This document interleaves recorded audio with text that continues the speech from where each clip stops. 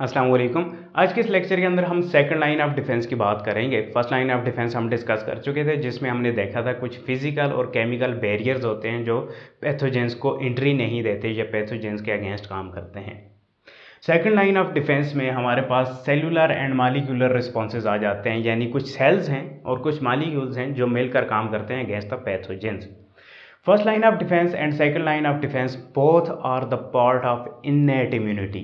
ये दोनों defences innate immunity का हिस्सा हैं, यानी इनबॉर्न इम्यूनिटी का हिस्सा है। आप इन रिस्पॉन्सेज को, इन डिफेंसेस को लेकर पैदा होते हैं। सो इननेट इम्यूनिटी हम जानते हैं क्या होती है, नॉन स्पेसिफिक होती है, जो कि वाइड वेराइटी ऑफ पैथोजेंस के अगेंस्ट काम करती है। ये बहुत चालाक होते हैं ये डिफेंस सिस्टम, ये बहुत ज़्यादा वाइड वेराइटी ऑफ पैथोजेंस को रिकॉग्नाइज करके उन्हें किल कर सकते हैं।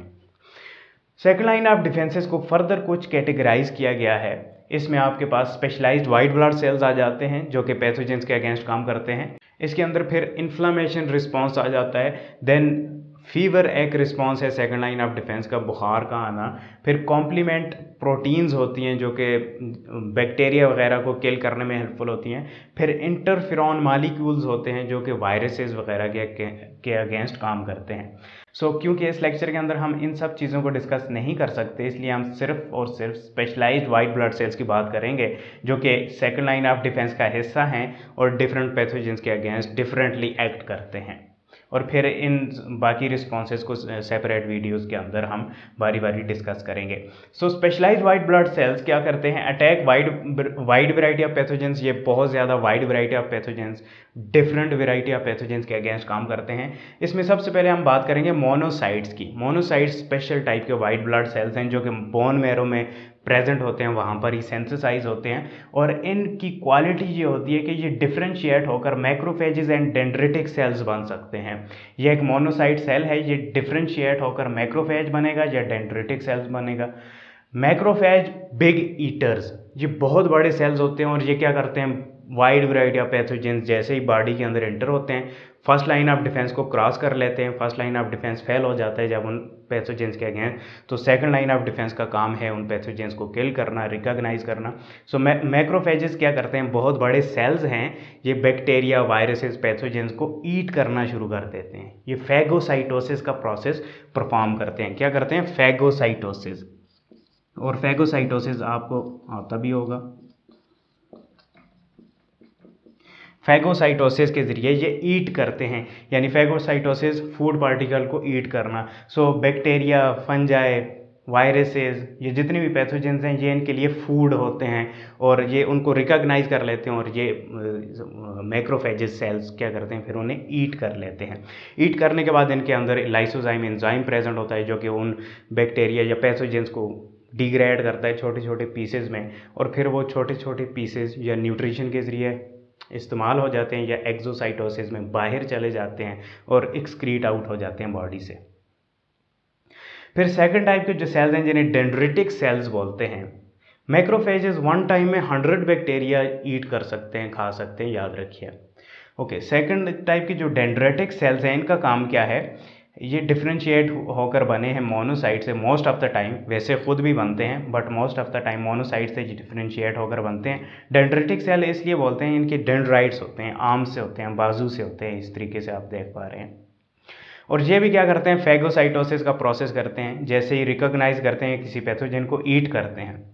लेकिन इनका एक स्पेसिफिक फंक्शन भी है, जब ये ईट कर लेते हैं किसी पैथोजन को तो ये पैथोजन के कुछ मालिक्यूल्स को, कुछ प्रोटीन्स को, कुछ स्ट्रक्चर्स को प्रेजेंट करते हैं अपनी बॉडी के ऊपर एज अ एंटीजन।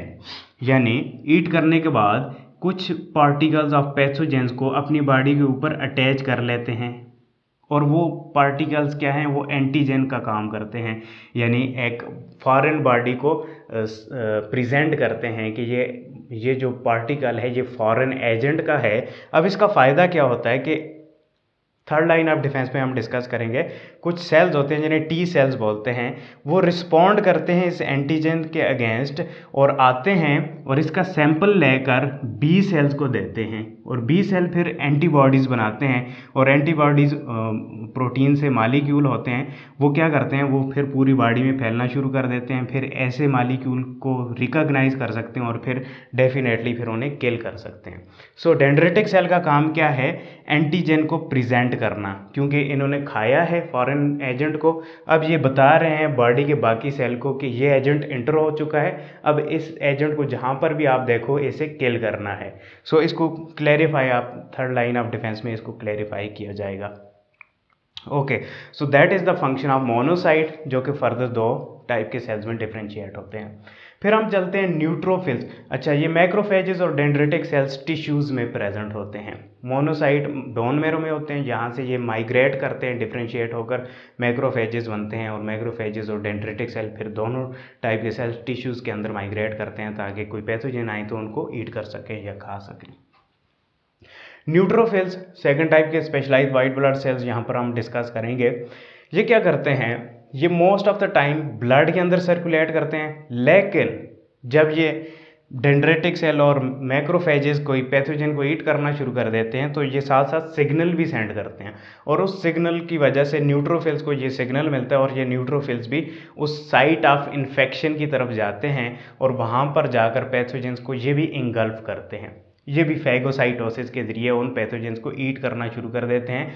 सो ये टिश्यूज़ के अंदर जब ज़रूरत हो तो मूव कर सकते हैं, but most of the time ये ब्लड के अंदर सर्कुलेट कर रहे होते हैं न्यूट्रोफिल्स, और ये सबसे ज़्यादा मिकदार में आपकी बॉडी के अंदर प्रेजेंट होते हैं। न्यूट्रोफिल्स सबसे ज़्यादा मिकदार में वाइट ब्लड सेल्स हैं, 50 to 60% न्यूट्रोफिल्स सेल्स आपकी बॉडी में प्रेजेंट होते हैं वाइट ब्लड सेल्स में।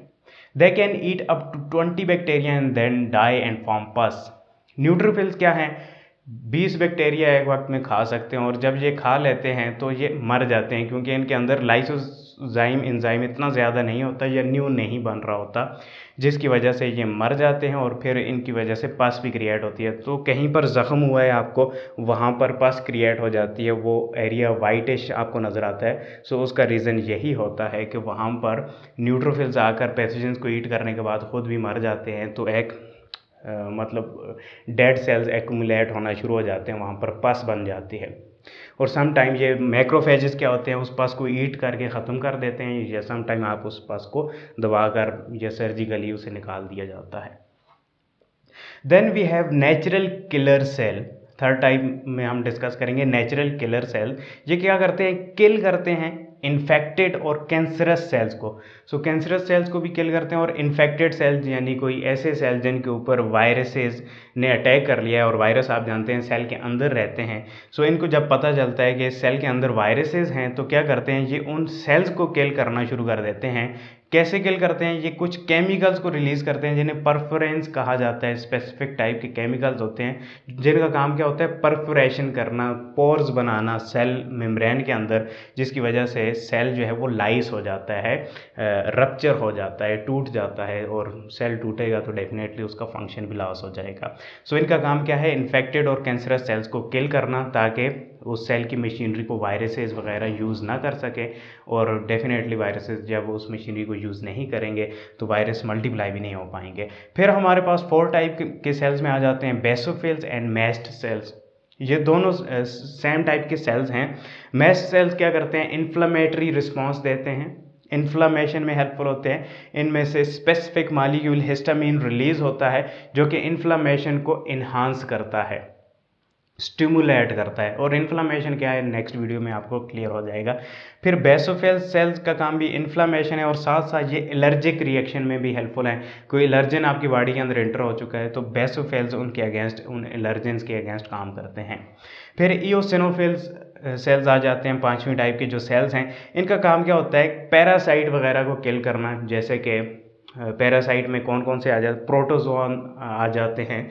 सो उनको किल करने में ईओसिनोफिल्स हेल्प होते हैं। ये कुछ केमिकल साइटोटॉक्सिन रिलीज़ करके उन्हें किल कर सकते हैं। साथ साथ ये दूसरे सेल्स को रिस्पॉन्स भी देते हैं और ये ब्लड में सर्कुलेट करते हुए टिश्यूज़ में भी माइग्रेट कर सकते हैं और ये रिस्पॉन्स भी देते हैं, इन्फ्लामेटरी रिस्पॉन्स में भी हेल्पफुल होते हैं और बाकी सेल्स को भी उस स्पेसिफिक साइट पर आने की इन्फॉर्मेशन भेजते हैं कि जहाँ पर पैरासाइट आ चुका है या बैक्टीरिया आ चुका है, आपने ईट करना है, इस बैक्टीरिया को किल करना है। सो ये सारे सेल्स एक तरीके से मिलकर काम कर रहे होते हैं against the wide variety of pathogens और इनके डेफिनेटली काम जो हैं वो सेपरेट हैं। कुछ ईट कर रहे होते हैं फैगोसाइटोसिस के ज़रिए, कुछ केमिकल्स को रिलीज़ करके बाहर से किल करते हैं और क्योंकि ये बाहर से किल कर रहे हैं तो मोस्ट ऑफ द टाइम ये वायरस वगैरह से इन्फेक्टेड सेल्स को किल करेंगे और डेफिनेटली फिर कैंसरस सेल्स को किल करेंगे।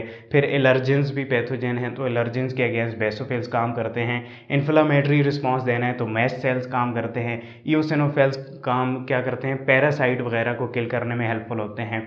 सो ये सारे सेल्स इस तरीके से काम करके हमें एक सेकंड लाइन ऑफ डिफेंस में हेल्पफुल होते हैं।